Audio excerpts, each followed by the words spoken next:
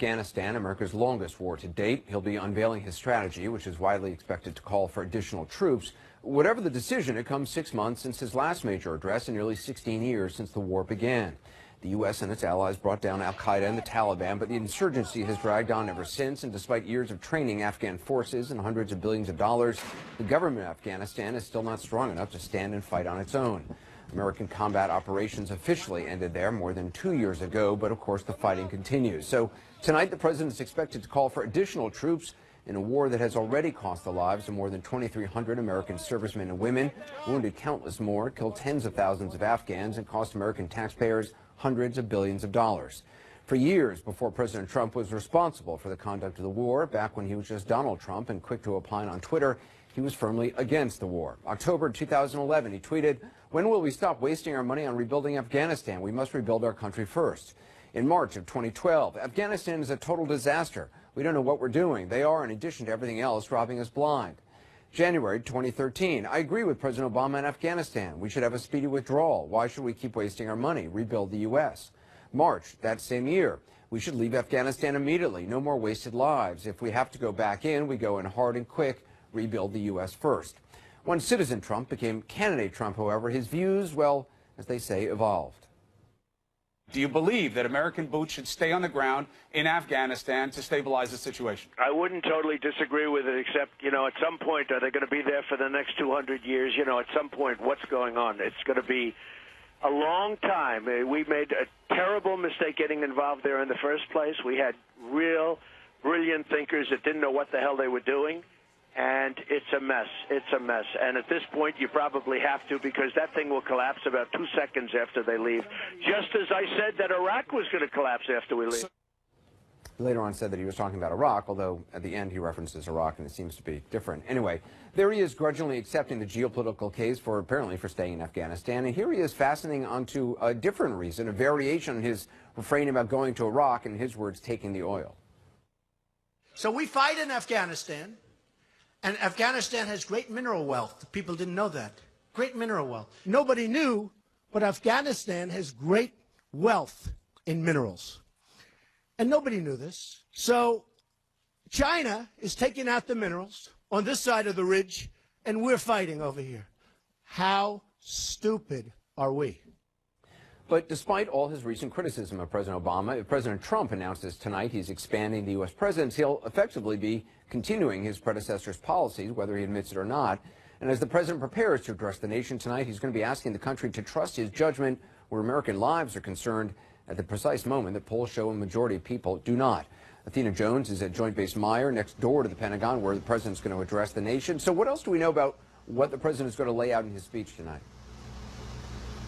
Hi, Anderson. Well, we're going to hear about more than just Afghanistan. We also expect the president to address how the U.S. can better work with other countries in the region, like, for instance, Pakistan. We know the White House wants to see Pakistan do more to fight terror networks. We also know they've been developing a strategy to counter the growing Iranian influence in Afghanistan. Unclear how much we're going to hear about that tonight. I can tell you that Vice President Pence was set to speak with Afghan President Ashraf Ghani ahead of tonight's address. We're still awaiting a readout of that call, but we know that Secretary of State Rex Tillerson spoke with the leaders of Afghanistan, Pakistan, and India today. A State Department spokesperson says that the topic was how the U.S. would like to work with each country to stabilize South Asia through a new integrated regional strategy. So we expect to hear the president talk about that tonight. Do we know how much the president's national security meeting this weekend presumably shaped what he's going to say? Because obviously this is a debate that's been going on for a while in the administration. It is. That's the big meeting that we saw the president send out a photograph, a class photograph of the generals and military leaders who were in attendance. Vice President Pence cut short his trip to Central America to come and attend the meeting. And the president, in a tweet on Saturday, said that that was when the decision on Afghanistan was made. We don't know exactly what was discussed in that meeting at Camp David, but we do know that there has been some intense debate during this months-long deliberation about Afghanistan strategy. strategy regarding just how much more military and financial commitment the U.S. should make to this 16-year-long war. Folks like National Security Advisor H.R. McMaster were among those arguing for increased engagement, while people like now departed Chief Strategist Steve Bannon were arguing the opposite. Bannon opposes adding U.S. troops to Afghanistan, and that is in line with the kinds of tweets and commentary we saw from candidate Trump during the campaign and from citizen Trump for years before that, with the president, as we expected to announce an increase in troops in Afghanistan. It certainly looks as though the more hawkish argument won. But Anderson, the president faces a challenge tonight in convincing his supporters that increasing engagement in Afghanistan is the right move, considering he spent so long arguing for full withdrawal. Yeah, Athena Jones, appreciate that. We'll check in with you later. To Athena's point a second ago, if in fact the president expands the American footprint in Afghanistan, it's going to be a blow to the kind of inward-looking U.S. foreign policy that Steve Bannon supported as White House chief strategist. He, of course, is back at Breitbart News already, and the publication is taking aim at his former West Wing policy opponents. Take a look at some of the headlines. What is the goal in Afghanistan? Washington does not know. H.R. McMaster endorsed book that advocates Quran-kissing apology ceremonies, and Never Shy, America First, with Steve Bannon now globalist push for more war abroad. Clearly, the president's former advisor isn't letting up on the advice now that he's out on the outside shouting in. There's also word he's ready to go after some of the people he butted heads with in the West Wing, Jared Kushner and Ivanka Trump among them. Joining us now from the White House is CNN Jessica Schneider. So Bannon certainly didn't waste any time getting back to work at Breitbart. How much of his fingerprints are on some of these headlines? Do we know? Anderson, it seems like a lot of his fingerprints are on a lot of these headlines. Steve Bannon has made his mark at Breitbart, and he's made it very quickly. Within hours of his ouster here at the White House, he was back at Breitbart leading an editorial meeting and back to his old job that he had before he joined the campaign as executive chairman. And he's really not being shy about the fact that he will be pushing his agenda.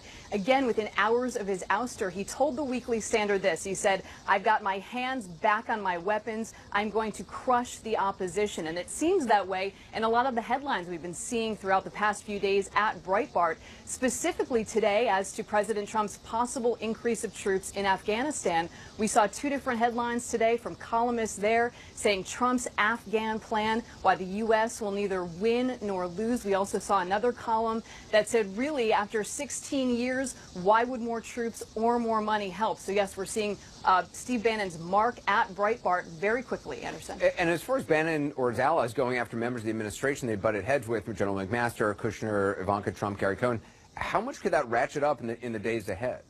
Well, the targets are very clear, and the message is also very clear. We know that reportedly Steve Bannon has these people in his sights, in his target. In fact, the editor-in-chief of Breitbart put it this way to Vanity Fair as well, saying that he wants to beat their ideas into submission. Steve has a lot of things up his sleeve, so very ominously pointing at what's to come. Of course, we know that those targets do include Jared Kushner and Ivanka Trump. We know that Steve Bannon has mockingly referred to them as Javanka, their celebrity nickname, also pinpointing Gary Cohn, the president's chief economic advisor, labeling all three of those as New York Democrat globalists. Of course, that going against everything that Steve Bannon believes in. And then, of course, Steve Bannon has his sights set as well on National Security Advisor H.R. McMaster, his deputy Dina Powell, labeling them as hawks, which, of course, we might see some of their fingerprints on President Trump's plan in Afghanistan. So a lot being pushed out on Breitbart already, Anderson, and it's only been a few days. Yeah, Jessica Schneider, thanks. I want to bring in the political panel, Tara Setmeyer, Alice Stewart,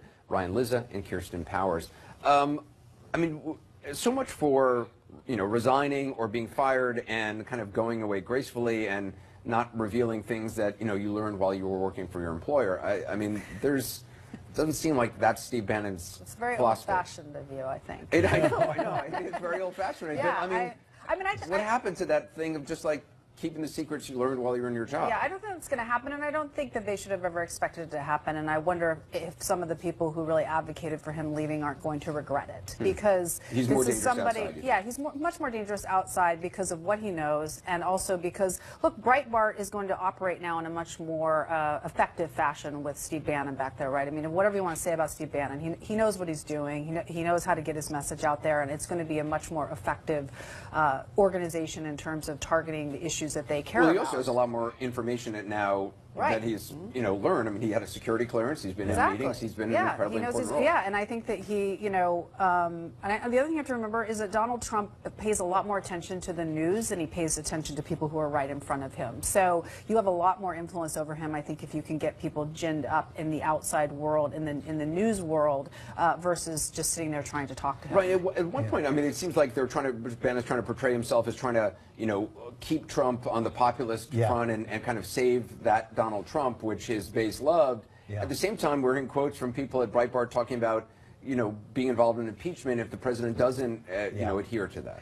I mean, look, I visited Bannon twice in the White House, once in March and once in July. Had long conversations with him, and what I can say is he viewed himself as surrounded by enemies, surrounded by people. Enemies in the White House. In the he had his concentric circles, right? So people in the White House like Gary Cohn and Jared Kushner and McMaster, and look, those are the top people, right? So he's losing these battles on personnel because the top people were not in his camp ideologically, and then he had the larger Republican establishment like Paul Ryan and Mitch McConnell, who he believes, and has said publicly now, did not accept Trump's populist nationalist agenda, that Bannon believed he was sort of the keeper of the flame of that agenda. His famous whiteboard in his office where he had all the campaign promises, some of which he helped write. He believed he was the guy that was protecting that agenda from all the people who came into the Trump world after the election.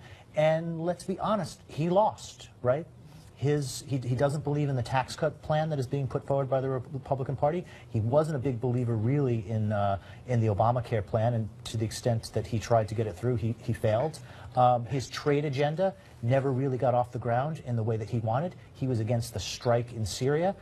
He lost that battle, and now tonight it seems like he is against the president's plan in Afghanistan. So we're seeing the most ideological, the person who defined Trumpism more than anyone else, now on the outside as someone who's lost the larger battle and is going to fight that from his perch at Breitbart instead. And for those that wonder, what difference does that make? Look, I spoke with a Breitbart editor just a few moments ago. They have 50 million unique viewers each month. That is a powerful voice. And Steve Bannon will continue to do what he's been doing, and that is, as Ryan said, hold the president's feet to the fire, try and influence him to continue to carry the flame that got him elected. Right? Bannon was instrumental in that, with connecting with the working class people, pushing this populist nationalist agenda, and he felt as though it wasn't getting done when he was in the White House. And he will point out a lot of the people that we've just named, Jared and Ivanka and Gary Cohn and others.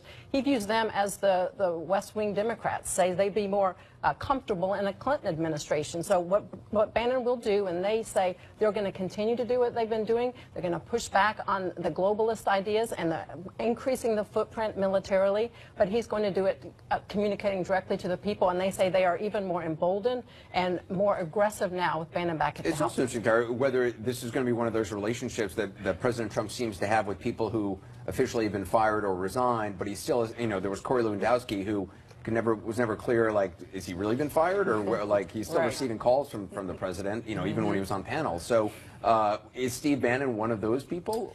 Here's the difference, I think, that makes Steve Bannon's situation unique. Steve Bannon was never really a Trump acolyte, whereas Corey Lewandowski and some of these others were like cultish. Right, Bannon was late to the party. Yeah, he saw Donald Trump as a vehicle to get his movement out there, and Steve Bannon is very much a true believer in that worldview. So a lot of this was self-interest for him. So now that he's out of the White House, his loyalty was never to Trump. It was, like you said, he felt that this movement was the priority, and he would protect that at all costs, even if that means turning on Trump at some point to protect that movement, this populist nationalist worldview that Breitbart pushes. And Steve Bannon, love him or hate him, is a really smart guy. So he understands how this medium works. He has a lot of money behind him. Billionaire Bob Mercer is behind him, and they will use this platform in a way to either make Trump's life miserable and try to get him to acquiesce to their worldview, or it could be wonderful. But if you see this already, I mean, he hasn't been gone for a week, and you already see the hashtag war coming from Breitbart.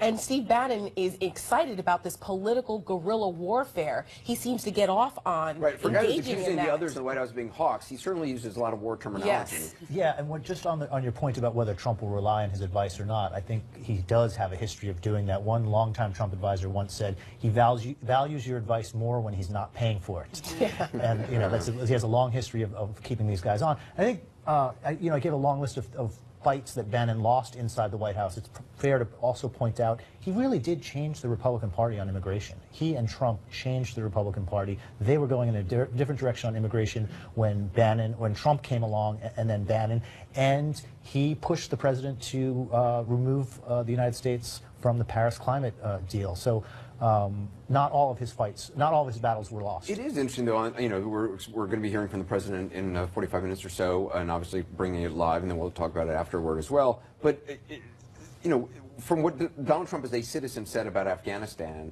to what we believe he's going to say tonight about expanding maybe several thousand more U.S. troops as advisors.